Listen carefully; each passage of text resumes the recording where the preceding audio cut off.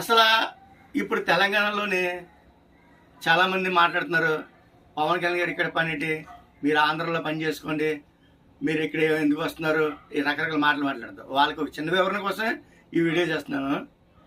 April 11ని BCY party అధినేత బోడే రామచంద్ర యాదవ్ గారు ఆమరణ నిరాదీక్ష చేసినప్పుడు అంబర్పేట శ్రీనివాస్ యాదవ్ గారు వారికి మద్దతు తెలపడానికి వచ్చి వారి సంఘీభావం తెలిపి, అమ్మా ఆంధ్రమ్మ ఆగమైతివా, పాగల పవన్ కళ్యాణ్ చేతిలో అన్యాయం అవుతావా అని అతను ఇష్టం వచ్చిన మాట్లాడాడు. అతను పవన్ కళ్యాణ్ గారిని పవన్ కళ్యాణ్ పిల్లను అని పిచ్చి పిచ్చి మాటలు మాట్లాడాడు. అంటే తెలంగాణ నుంచి ఆంధ్రప్రదేశ్కి రావచ్చు, తెలంగాణ నుంచి ఆంధ్రప్రదేశ్కి వచ్చి ఆంధ్రప్రదేశ్లో ఉన్నటువంటి అంటే ఎవరైతే ఇప్పుడు ఆంధ్ర పాలకులు ఆంధ్ర వాళ్ళు అంటున్నారో వాళ్ళు విమర్శించవచ్చు. వీళ్ళు అక్కడికి వెళ్ళకూడదు, వీళ్ళు అక్కడ రాజకీయం గురించి మాట్లాడకూడదు, వీళ్ళు అక్కడ ఏం మాట్లాడకూడదు. అసలు ఏమైనా ఆలోచన ఉందండి? మాట్లాడు కనీసం సెన్స్ ఉంది ఎవరికైనా? అసలు ఈ సబ్జెక్ట్ ఎందువల్ల వచ్చింది? ప్రొఫెసర్ నాగేశ్వరరావు టీవీ ఇంటర్వ్యూలో మాట్లాడుతూ పవన్ కళ్యాణ్ గారు నాదెండ్ల మనోహర్ గారు ఢిల్లీ వెళ్ళి అమిత్ షా గారితో మాట్లాడుతూ, సార్ జగన్మోహన్ రెడ్డి గారిని అరెస్ట్ చేయండి, జైలుకి పంపించండి, మా కేడర్ మా మీద ఒత్తిడి తీసుకొస్తున్నారు అని అమిత్ షా గారు చెప్తే అమిత్ షా గారు అన్నారంట, తెలుగుదేశం అధినేత చంద్రబాబు నాయుడు గారు తాత్కాలిక మిత్రుడు, వైఎస్ జగన్మోహన్ రెడ్డి గారు లాంగ్ లీవ్ ఫ్రెండ్, శాశ్వత మిత్రులు, అటువంటి వ్యక్తితో రాజకీయ ప్రయాణం ఉంటుంది కాబట్టి అలాంటి ఆలోచన విస్మరించండి అని అన్నారంట. అంటే రాష్ట్రంలో ఏ సమస్య లేవు కదా, పవన్ కళ్యాణ్ గారు ప్రత్యేకించి జగన్మోహన్ రెడ్డి గారు అరెస్ట్ చేయమని చెప్పేసి అమిత్ షా గారు అడుగుతారు. అదేదో కేంద్ర పార్టీ కార్యాలయం జనసేన పార్టీ కార్యాలయంలోని కోర్ కమిటీ జరుగుతున్నప్పుడు పవన్ కళ్యాణ్ గారు అన్నారంట మనోహర్ గారితో, అమిత్ షా గారు ఏమన్నారో మన వాళ్ళని చెప్పండి అంటే అమిత్ షా గారు ఇలా అన్నారని చెప్పి మనోహర్ గారు అన్నారంట. ఆ మాట ప్రొఫెసర్ నాగేశ్వర గారు వాట్సాప్ నుంచి విన్నారా, లేదా టీలు మోస్తూ విన్నారా, లేదా ఆఫీస్ బాయ్ టేబుల్ క్లీన్ చేస్తూ విన్నారా? సాక్ష్యాధారం లేకుండా అలాంటి మాటలు మాట్లాడతారు. నిరాధారమైన ఆరోపణ చేయడం వల్ల శ్రీ పవన్ కళ్యాణ్ గారు రాజమండ్రిలో జరిగిన సాధకుల మీటింగ్ లో విశ్లేషణ గురించి మాట్లాడారు. వీళ్ళ మాట్లాడితే ప్రాంతీయత ఉండదు, వీళ్ళ మాట్లాడితే కులాలు ఉండవు, వీళ్ళ మాట్లాడితే ఏమీ ఉండవు. అదే మనం మాట్లాడితే ఆ పార్టీ వాళ్ళని, ఆ మతం వాళ్ళని, ఆ ప్రాంతం వాళ్ళని, ఏంటండి ఇది? ఎవరికైనా సరే సమానత్వం ఒకటి కదా. అంబర్పేట శ్రీనివాస్ యాదవ్ నోటిఫికేషన్ పేలొచ్చు, నిరాధరణ ఆరోపణలు ప్రొఫెసర్ నాగేశ్వరరావు చేయొచ్చు. దాని గురించి పవన్ కళ్యాణ్ వివరణ ఇస్తే ఎవరో మహిళ ప్రెస్ మీట్ లో ప్రెస్ క్లబ్ లో కూర్చొని 15 మంది 20 మందితో కూర్చొని వాళ్ళతోటి పవన్ కళ్యాణ్ గారి యొక్క పోస్ట్ని చూపెడుతూ మరీ దుర్మార్గంగా ఈమె పవన్ కళ్యాణ్ పోస్టర్ చూపెట్టింది. ఈ పక్కన వాళ్ళు ఏమో ఆ పోస్టర్ని పవన్ కళ్యాణ్ గారి యొక్క పోస్టర్ మీద చెప్పులతోటి దాడి. ఎంత హేయమని చర్యండి. బుద్ధి జ్ఞానం ఉండాలి కదా.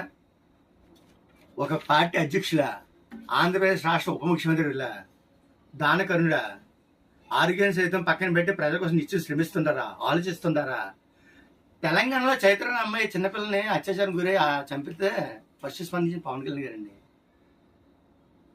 యురేనియం గురించి అక్కడ అనేక రుగ్మతలు ప్రమాదాలు జరుగుతున్నాయని చెప్పి శివ మల్లికార్జున వాళ్ళు వస్తే దాని గురించి అఖిలపక్ష సమావేశం పెట్టి హనుమంతరావు గారిని అందరితో కూర్చోబెట్టి మాట్లాడించింది ఆయనండి. ఆయన గురించి కుల నాయకులు ఎవరో ఈ మధ్య మాట్లాడుతుంటే ఆయన ఒక కులానికో మతంకో ప్రాంతానికి కాదని చెప్పి మేము చాలాసార్లు చెప్పాం. ఆయన ఆంధ్రప్రదేశ్కో తెలంగాణకో కాదు, ఆయన జాతీయ స్థాయి నాయకుడు. ఆయన మీకు గతంలో కూడా చెప్పాం, పవన్ కళ్యాణ్ గారిని దేశ ప్రజలే స్వాగతిస్తారు, మీరేటని ప్రాంతాల మధ్య అడ్డుగోడ పెడుతున్నారు. అసలు పవన్ కళ్యాణ్ గారి ఆలోచన విధానం ఎప్పుడు చూసారా? ఇదిగోండి, ఇది కులాలను కలిపే ఆలోచన విధానం, మతాల ప్రస్తావన లేని రాజకీయం, సంస్కృతిని కాపాడే సమాజం, అవినీతిపై రాజీ లేని పోరాటం, ప్రాంతాన్ని విస్మరించిన జాతీయవాదం, ఇలాగా భాషను గౌరవించే సాంప్రదాయం, మొత్తం ఇలా 7 సిద్ధాంతాలు ఉన్నాయండి. అదే ఆయన గొప్పతనం. ఆ రోజుని 2014 మార్చి 14 మనందరి తెలంగాణ గడ్డ మీద పార్టీని స్థాపించారు ఆయన. వారు తెలంగాణ వాదము, ఆంధ్రవాదము, ప్రాంతీయ భావము లేకుండా దేశం సుభిక్షంగా ఉండాలని చెప్పారు. తెలంగాణ విడిపోయింది కదా, దీని గురించి మీ స్పందన ఏంటంటే, తెలంగాణ విడిపోయిన భారతదేశం అంతర్భాగం కదా అన్నారు, కానీ తెలంగాణ విడిపోయింది అది అనలే కదా. ఎవరి మట్టుకు వాళ్ళు ఇష్టం వచ్చిన మాట్లాడుతున్నారు. ఏంటి రేవంత్ రెడ్డి గారు తెలంగాణ ముఖ్యమంత్రి వర్గులు, ఆయన ఏంటి సభ పెట్టుకుంటే, తెలంగాణ నవనిర్మాణ సభ పెట్టుకుంటే అడ్డుకుంటారా? అలాగే కేసీఆర్ గారు, కేటీఆర్ గారు, కవిత గారు, పొన్నాల ప్రభాకర్ గారు ఏంటిది ఇష్టం వచ్చిన మాట్లాడుతున్నారు. తెలంగాణ మీ అయ్యే జాగీరా అంటే ఎవరిది కాదు, మేరా భారత్ మహాన్ అని ఇందాక చెప్పాను కదా. తెలంగాణ భారతదేశంలో అంతర్భాగం, ఎవరు అవునన్నా కాదన్నా. అర్థమైందండి? హైటెక్ సిటీ ఎవరు నిర్మించారు? అక్కడ ఉన్నటువంటి కంపెనీలు, ఫ్యాక్టరీలు ఎవరి? అక్కడ ఉన్న భూములు ఎవరి? పోరాటాలు చేసామని కొంచెం ఆలోచించుకోండి.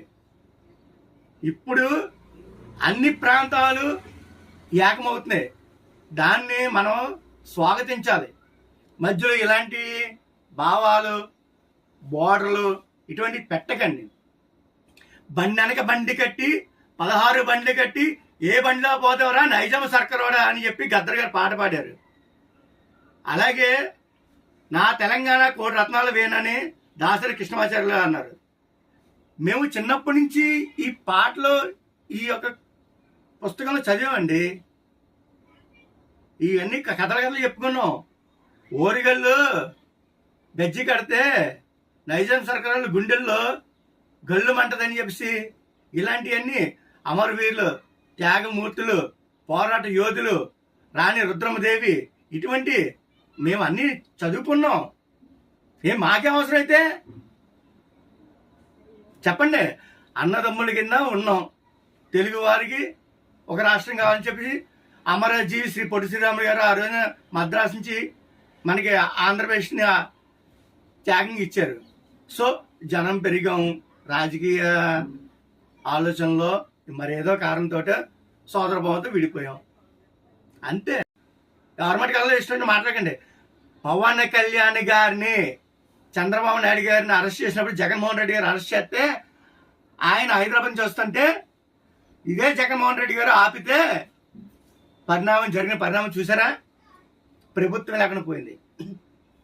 తెలంగాణ నుంచి పవన్ కళ్యాణ్ గారు వస్తే ఆంధ్రలో ఆపేస్తారు, ఆంధ్రప్రదేశ్ నుంచి తెలంగాణకి వెళ్తే తెలంగాణలో ఆపేస్తారు. ఇలాంటి ఏంటి నాకు అర్థం కాదు. ఒక మనిషి కోసం ఎంత భయపడుతున్నారు? చెప్పారు కదా ఆయన, పోటీ చేస్తాం, జనసేన జెండా రెపరెపలాడిస్తాం, తెలంగాణలో జనసేన ఉంటది. అర్థమైందండి? తప్పు చేశారు మీరు. అలాంటి గొప్ప వ్యక్తిని కదిపారు. ఇప్పుడు మీ ఇష్టం కోడికెళ్ళి కెలికారు కదా. పరిణామాలు చూద్దరిగాను. Wait and see. ఒక్కొక్కరికి ఉంటుందండి. అర్థమైందండి?